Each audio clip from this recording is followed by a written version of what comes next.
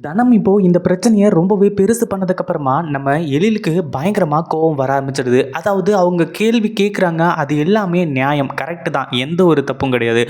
ஆனா, நம்ம எழில் இருந்துட்டு, "அப்போ இது எல்லாத்தையுமே நீங்க ஒட்டு கேட்டுருக்கீங்க. அப்படி தானே?" அப்படின்ற மாரி சொல்லி, "நானும் கையலும் ரூம்குள்ள தான் பேசிக்கிட்டு இருந்தோம். அத நீங்க எதுக்காக ஒட்டு கேட்டீங்க?" அப்படின்ற மாரி சொல்லி, இப்போ இந்த அ இவங்க தனத்த பார்த்தீங்கன்னா, நம்ம எழில் உண்டு இல்லன்னு பண்ணிட்டு இருக்காரு. தனத்துக்கு என்ன பண்றது? ஏது பண்றது? அப்படின்னு ஒண்ணுமே புரியல. அப்படியே திரு திரு திருன்னு முழிச்சுக்கிட்டு இருக்காங்க.